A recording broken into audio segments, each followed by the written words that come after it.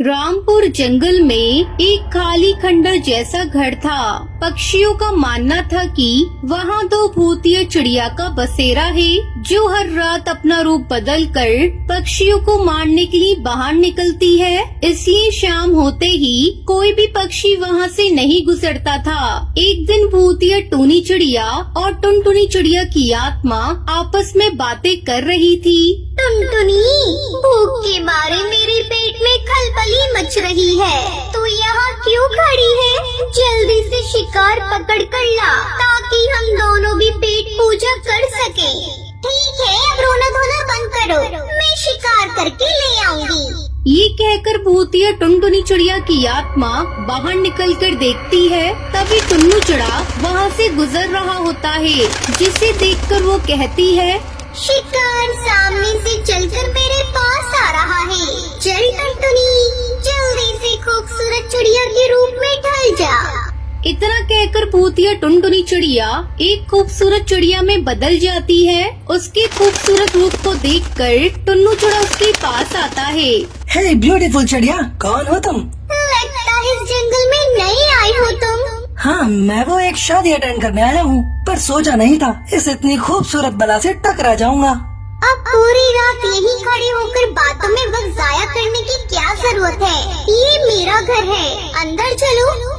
भूतिया चिड़िया की आत्मा के बिछाए जाल के कारण टुन्नू को खंडर घर एक आलीशान घर में नजर आने लगता है और वो उसके साथ घर के अंदर चला जाता है। तभी अचानक से दरवाजा भी बंद हो जाता है और भूतिया टुनटुनी चिड़िया की आत्मा अपने असली रूप में आ जाती है। ले आई मैं शिकार, जल्दी से इसको खाकर मुझे भी परोसो टूनी चिड़िया। आखिरी बार भगवान को याद कर ले, क्योंकि अब तो तू हमारे पेट में जाने वाला है। चलो मैं ही शुरुआत कर देती हूँ।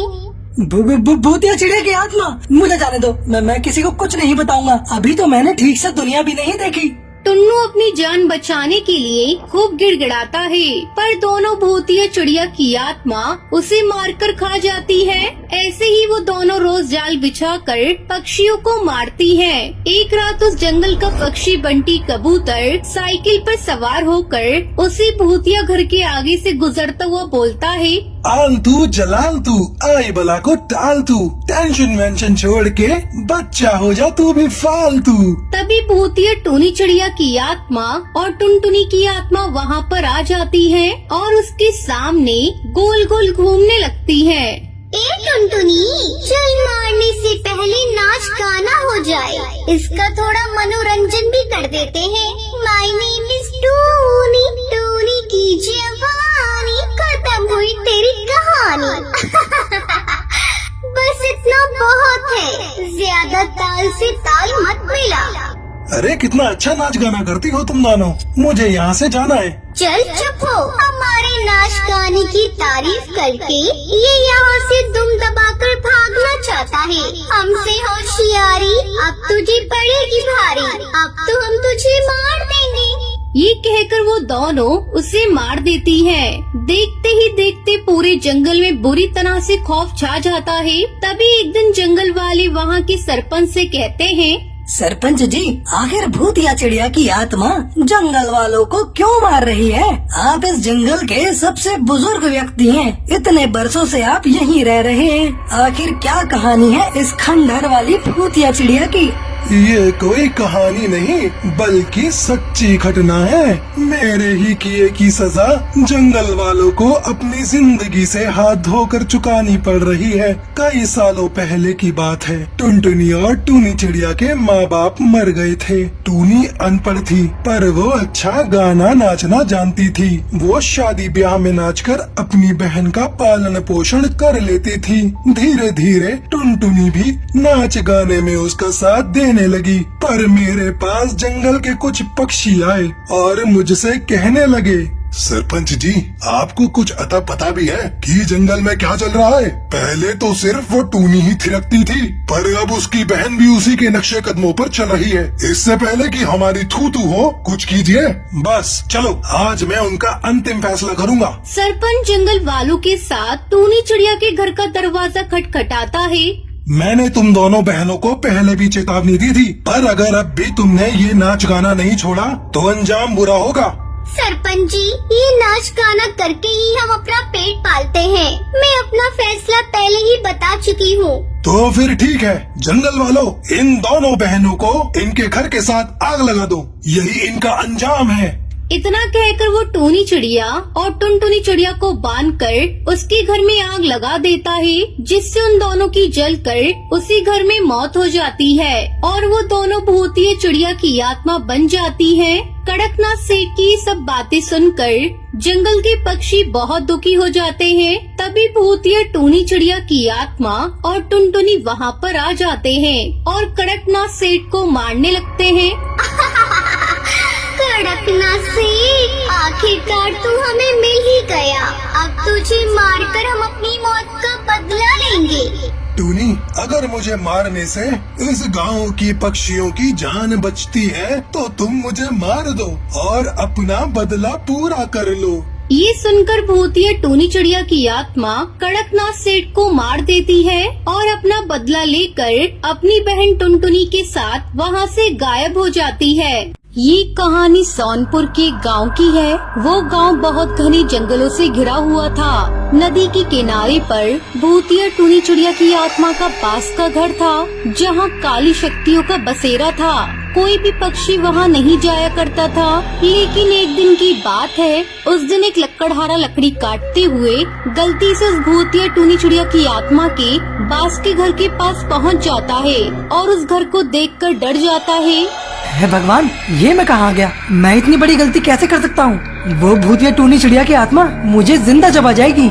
इतना बोलकर कालू कौआ वहाँ से भागने लगता है। तभी उसके सामने अचानक से भूतिया चिड़िया की आत्मा आ जाती है। बरसों से मैं पक्षी के खून की प्यासी थी, पर आज तुझे मारकर तेरा खून पीकर मैं अपनी प्यास बुझाऊंगी।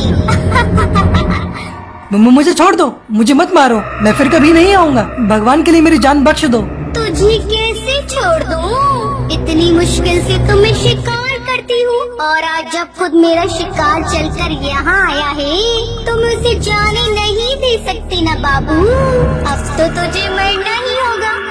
जिसके बाद भूतिया टूनी चिड़िया की आत्मा उसे मारकर खून पी जाती है और इस हादसे को कुछ दिन बीत जाते हैं। और फिर एक दिन शहर से 3 दोस्त आत्माओं के ऊपर रिसर्च करने के लिए उसी जंगल में आते हैं। तभी उसमें से एक दोस्त बंटी बोलता है, लो, आज हम अपनी मंजिल पर पहुंच ही गए। अब हम यहाँ रिसर्च करेंगे और पूरी दुनिया को आत्माओं का सच बताएंगे। हाँ यार, सही कहा तूने। मैं कब से इस दिन का इंतजार कर रहा था। मैं तो अभी से ही बहुत एक्साइटेड हूँ कि कब सुबह हो और हम उस जंगल में जाएं। बंद करो एक्साइटेड होना। अगर वहाँ सचमुच की भूतिया चिड़िया की आत्मा निकली तो सोचो हमारा क्या होगा।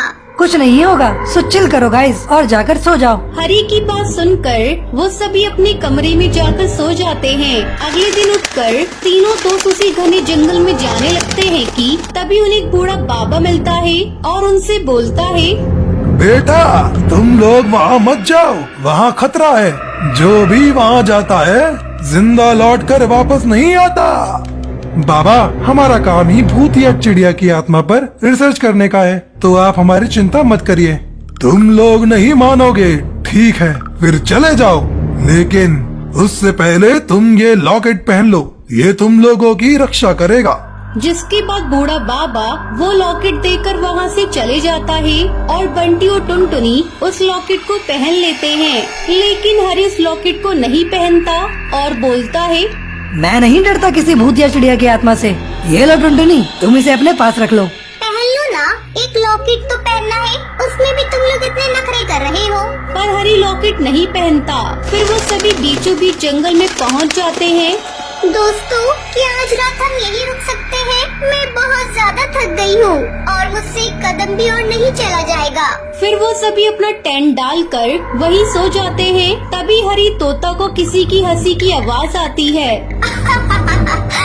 तभी हरी तोता अपने टेंट से बाहर आकर देखता है कि भूतिया टूनी चिड़िया की आत्मा उसके सामने खड़ी होती है। भूतिया चिड़िया की आत्मा? नहीं, मैं भूतिया चिड़िया की आत्मा नहीं, कटरीना कैफ हूँ। देख, मेरे साथ सल्लू भी आया है। वो तुझे दिखता नहीं है क्या? और तुम सभी ने यहाँ आकर गलती की है। सबके सब मारे जाओगे। यहाँ आने वाला पक्षी कभी जिंदा लौटकर वापस नहीं जाता। इतना बोलकर वो उसे मार देती है और अपना अगला शिकार ढूंढने के लिए बंटी के टेंट में पहुंच जाती है। वो चिल्लाने लगता है। तभी टुनटुनी भूतिया टूनी चिड़िया की आत्मा से बोलती है, कौन हो तुम और क्यों पक्षियों को मार रही हो? आखिर क्या बिगाड़ा है पक्षियों ने तुम्हारा? क्यों तुम यहाँ मौत का तांडव कर रही हो? मैं तुझे ये सब क्यों बताऊं? और तू कौन है मुझसे ये सब पूछने वाली? एक पैरानॉर्मल एक्सपर्ट हूँ और मेरे पास एविल डिक्रीज करने की पावर है। अगर तूने मुझे सच नहीं बताया तो मैं इसी वक्त तेरा खात्मा कर दूंगी। जा, मैं तेरी इन खोखली धमकियों से नहीं डरती। रुक, मैं तुझे अभी सबक सिखाती हूँ। इतना सुनकर टुनटुनी अपना लॉकेट निकालती है, जिसे देखकर भूतिया चिड़िया की आत्मा डरकर बोलने लगती है, रुको, मैं तुम्हें सब बताती हूँ। मेरा नाम टूनी था और मैं बहुत ज्यादा खूबसूरत थी।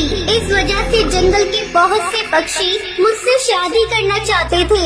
वो सब मुझे परेशान करते थे, इसलिए मैं अपनी माँ को लेकर एक नदी के किनारे चली गई। वहाँ मैंने बांस का घर बनाया और इसमें रहना शुरू कर दिया। लेकिन एक दिन जंगल से दो डाकू गुजर रहे थे। वो मेरे बांस के घर में घुस गए और हमारे घर का सामान लूट कर हमें मारकर वहाँ से भाग गए। इसलिए मैं पक्षियों को मारकर अपनी मौत का बदला ले रही हूँ। मैं मानता हूँ तुम्हारे साथ गलत हुआ, लेकिन अब तुम यहाँ से अपनी दुनिया में वापस चली जाओ। नहीं, मैं नहीं जाऊंगी। ये मेरा बांस का घर है, मैं हमेशा इसी में रहूंगी। बंटी के बार बार समझाने पर भी भूतिया टूनी चिड़िया की आत्मा नहीं मानती, जिसके बाद बंटी लॉकेट उसके माथे पर चिपका देता है, जिसकी रोशनी से भूतिया टूनी चिड़िया की आत्मा वहीं भस्म हो जाती है और टुनटुनी अपने दोस्तों के साथ वापस अपने घर चली जाती है।